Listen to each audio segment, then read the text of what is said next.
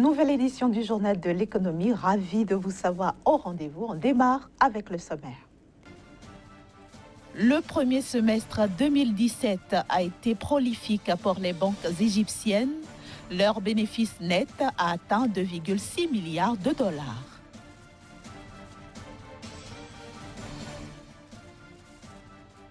Troisième forum de l'entrepreneuriat de la Fondation Tony Elumelu.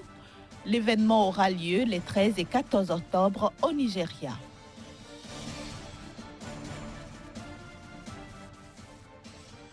Enfin, nous irons à la découverte de Richard Thaler. Il est le lauréat 2017 du prix Nobel d'économie.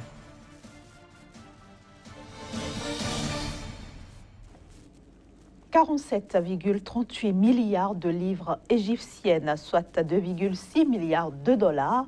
Ainsi s'élève le bénéfice net global dégagé au cours du premier semestre 2017 par les banques opérant en Égypte. Cette performance a été soutenue par des revenus nets d'intérêt de 89,87 milliards de livres égyptiennes qui ont porté le produit net bancaire à 119,54 milliards. On note cependant quelques disparités, notamment 80,3% du bénéfice net global enregistré et 77% des marges nettes d'intérêt ont été réalisées par les 10 plus grosses banques du pays. Il faut noter aussi que la performance annoncée inclut le premier semestre des banques privées et le deuxième semestre des banques publiques. Je le disais en titre, le Nigeria va accueillir dès vendredi prochain le 3e forum annuel de l'entrepreneuriat organisé par la Fondation Tony Elumelu. Ce forum est présenté comme étant le plus grand rassemblement d'entrepreneurs africains.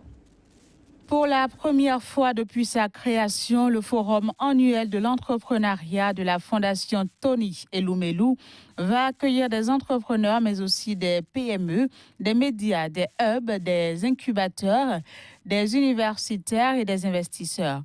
En somme, un cocktail de 1300 participants triés sur le volet et originaires de 54 pays sont attendus à la 3e édition qui se tiendra à Lagos, au Nigeria, du 13 au 14 octobre 2017. Au menu, des panels pléniers, des masterclass, des opportunités de réseautage spécifiques au secteur de l'entrepreneuriat et des forums axés sur les politiques visant à permettre la croissance commerciale de l'Afrique.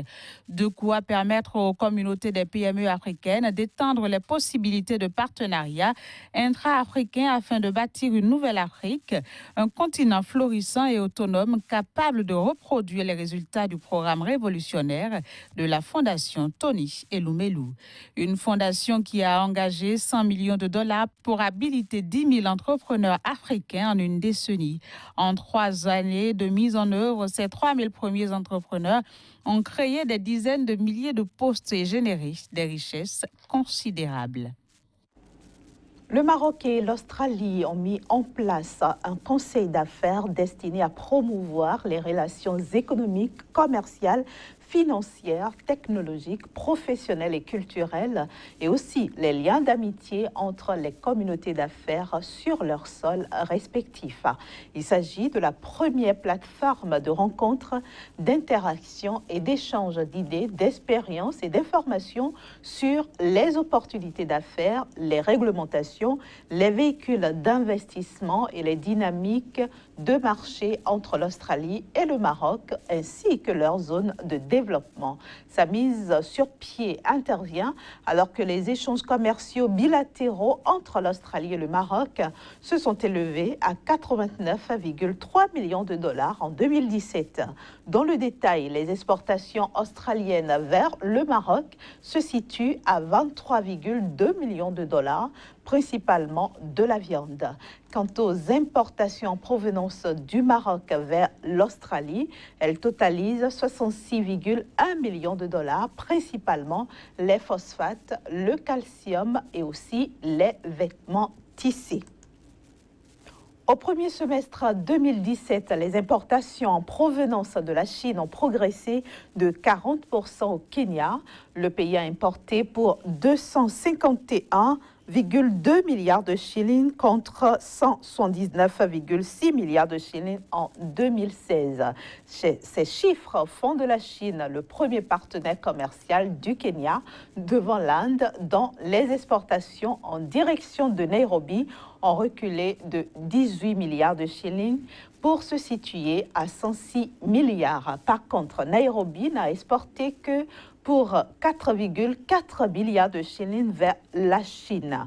Ainsi, Pékin n'est pas dans le top 10 des principaux importateurs de biens kenyans. Le prix Nobel d'économie a été attribué cette année à l'Américain Richard Thaler, qui est ce lauréat et qu'est-ce qui lui a valu cette prestigieuse récompense? Élément de réponse dans ce reportage. Après les travaux sur la théorie des contrats en 2016, ce sont des travaux sur les mécanismes psychologiques et sociaux à l'œuvre dans les décisions des consommateurs ou des investisseurs qui ont retenu cette année l'attention de l'Académie royale des sciences de Suède pour l'attribution du prix Nobel d'économie. L'Académie royale des sciences a décidé d'attribuer le prix de la Banque de Suède en sciences économiques en mémoire d'Alfred Nobel à Richard Thaler pour ses contributions à l'économie comportementale. Créé en 1968, à l'occasion du tricentenaire de la Banque de Suède, le prix en sciences économiques, en hommage à Alfred Nobel, a été décerné pour la première fois en 1969. Il est décerné à Richard Thaler parce qu'il a su théoriser le concept de comptabilité mentale, expliquant la façon dont les individus simplifient la prise de décision en matière financière en créant des cases séparées dans leur tête, en se concentrant sur l'impact de chaque décision individuelle plutôt que sur l'effet global. Il a conçu de nouveaux outils instrumentaux pour étudier le comportement humain. Ses recherches ont créé un nouveau domaine, l'économie comportementale, et il a montré comment les politiques fondées sur les connaissances venant de ce domaine peuvent aider les gens à prendre de meilleures décisions. Il a rendu l'économie plus humaine. Âgé de 72 ans, Richard Thaler est diplômé de l'Université de Rochester aux États-Unis. Ce prix Nobel d'économie, il l'attend depuis des années. Je savais que ça pourrait arriver, mais vous ne pouvez jamais compter sur rien et vous ne savez certainement pas quand ça peut arriver. Avec ce prix, Richard Thaler va toucher 9 millions de couronnes suédoises, soit 944 000 euros. Un pactole que le lauréat entend dépenser de la façon la plus irrationnelle possible. Dès que je dépenserai de l'argent de manière amusante, je dirai que c'est venu du prix Nobel. Issu de l'école de Chicago qui a donné de nombreux prix Nobel, Richard Thaler confirme à n'en point douter l'écrasante domination des Américains au palmarès du prix en sciences économiques en hommage à Alfred Nobel. Le journal de l'économie se poursuit. Après une petite pause, nous allons retrouver Casimir Pédio pour la discussion du jour. Casimir Pédio, bienvenue sur le plateau du journal de l'économie.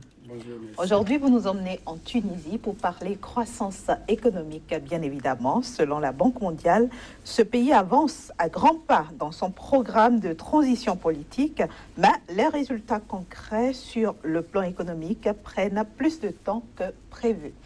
Bien sûr, Inès, c'est ce que révèle donc l'institution de Bretton Woods, la Banque mondiale, qui estime donc que dans ce pays-là, je veux parler de la Tunisie, tout est bien pour la politique, mais l'économie peine toujours à donner ses embellies donc au pays. La Tunisie affiche donc un taux de croissance déjà au premier trimestre 2017. La Tunisie a affiché donc un taux de croissance de 2,1% pour une prévision, il faut le dire, annuelle de 2,3%. Cela explique donc les difficultés du pays à véritablement reprendre donc ses embellies après les différents chocs tant exogènes qu'endogènes qu'a connu donc le pays il y a de cela quelques années encore. La Tunisie, oui, ce pays qui jadis attirait beaucoup d'investisseurs, beaucoup donc de touristes, aujourd'hui est en train de reprendre progressivement après donc ces crises-là, et on attend toujours pour voir est-ce que la Tunisie pourra donc afficher un taux de croissance des meilleurs en tout cas pour la région, comparativement.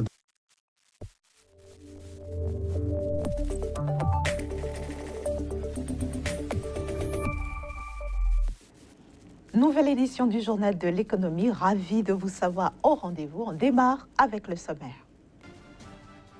Le premier semestre 2017 a été prolifique pour les banques égyptiennes. Leur bénéfice net a atteint 2,6 milliards de dollars.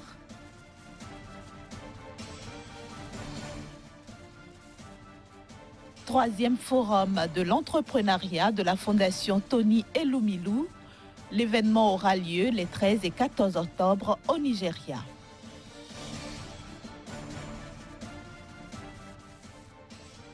Enfin, nous irons à la découverte de Richard Thaler.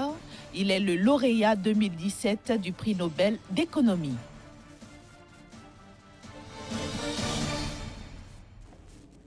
« 47,38 milliards de livres égyptiennes, soit 2,6 milliards de dollars.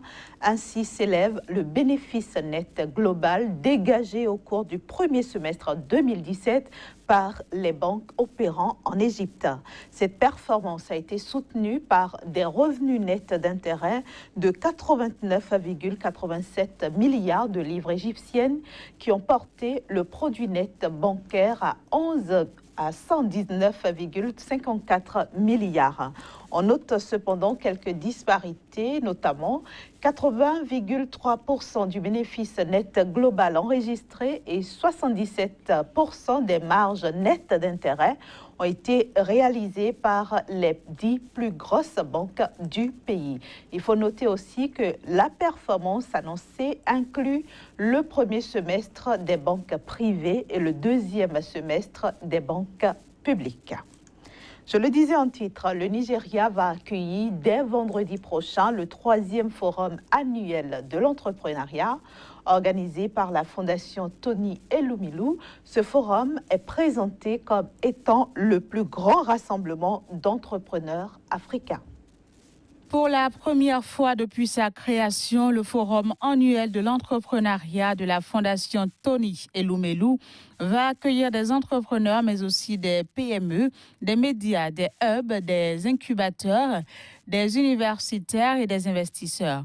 En somme, un cocktail de 1300 participants triés sur le volet et originaires de 54 pays sont attendus à la 3e édition qui se tiendra à Lagos, au Nigeria, du 13 au 14 octobre 2017. Au menu, des panels pléniers, des masterclass, des opportunités de réseautage spécifiques au secteur de l'entrepreneuriat et des forums axés sur les politiques visant à permettre la croissance commerciale de l'Afrique. De quoi permettre aux communautés des PME africaines d'étendre les possibilités de partenariat intra-africain afin de bâtir une nouvelle Afrique, un continent florissant et autonome capable de reproduire les résultats du programme révolutionnaire de la Fondation Tony